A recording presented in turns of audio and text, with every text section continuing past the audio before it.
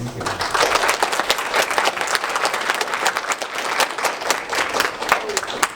All right, there is a lot to love here, a lot of the character design and the art style. As you already pointed out yourself, the controls are kind of hard. I think you needn't have worried that the game was too easy at all. So we did not need that difficulty bump for me.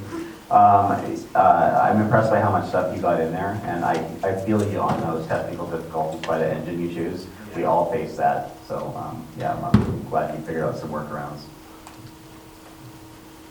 I was going to mention that the engine and stuff like that, it's just, there's stuff you always want to do and you can't do it. You can't functionally do it. Even when engineers come in, they're like, no, it's not possible.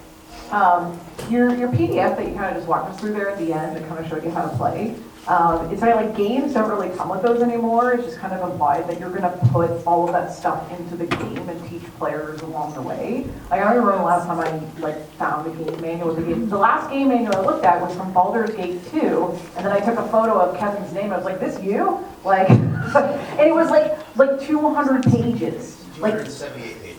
278 pages of the freaking game manual. And like the game manual for Assassin's Creed Shadows, because that's what I'm playing right now, there was none. It implies it's all going to be top. And you put a lot of work into that. Like I would totally print out your art image and like hang it up as a poster. Like that's just like a super cool thing. Like you can show off like, hey, this is the thing we worked on.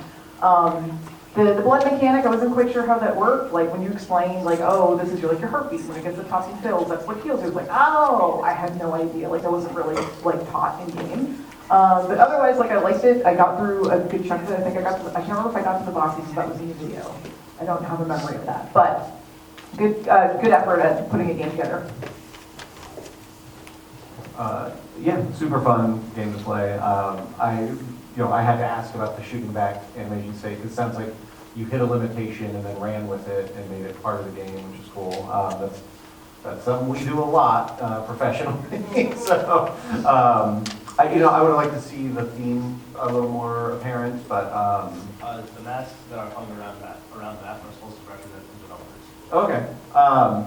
Yeah, so it didn't really make its way into story or gameplay, but you were thinking about it at least, which is nice. Yeah, and there's some feedback stuff in there that like in your playthrough you kept dropping down at one point.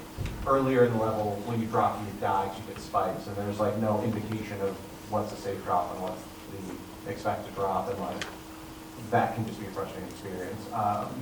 But yeah, no, I was going to say you got a lot in there. It was fun to play, so good work. And again, as one of our two middle school teams, like extra props. So.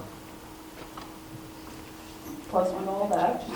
I also, so I struggled with the controls, and then I tried a controller and it worked. So that was great.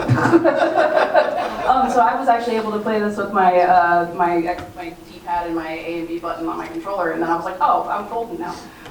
So props on that, if that was planned or not. I'm not sure if that was like just part of your engine, but kind of to what they were saying, like there's pros and cons to using pre-existing stuff. So sometimes you get a little, even if you have to give up some other things.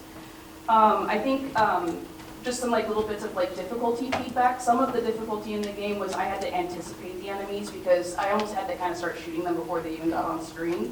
I think another thing that I sort of struggled with was knowing what was an enemy versus an obstacle. So like, those guys are kind of going up and down. I think my first instinct was like, oh, I just need to time it and run through them. But you kind of mentioned the frame rate thing, so obviously I died a lot during that. Knowing that I could shoot them, that probably would have solved my problem. But that wasn't a super easily discoverable thing, so it took me a little while to figure that out. Plus one to like loving the main character design. I think it's really great. Art in general was really lovely. Let's see. I do also kind of feel like I was forced to be a damage sponge a little bit. Like I kind of had to take the shots. Like I felt like there wasn't a whole lot I could do to mitigate or navigate around it. Some of that may just be some user error, but that was a little bit difficult for me. And then this is a very, very tiny little thing, and I'll just mention it because I've seen it in some of the other groups as well. When using color for UI, you want to use another type of visual indicator as well, because like things like color blindness, so red and green for some folks look the same. So when you have like a red health bar and a green health bar, but they're for different things, not everybody's going to be able to tell. So having another indicator, even if that's just a label or an icon or something like that, will go a long way. Yeah, definitely agree. The art style is fantastic. I think a little bit more contrast between the player character and the background would have helped, especially in that kind of castle area you tend to blend in. But I love the commitment to this, like the old school theming. The music, which we didn't hear in this, is really, really fantastic, and I really liked having the audio in.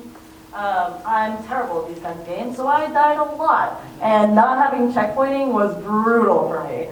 But I also respect that that can be part of the genre.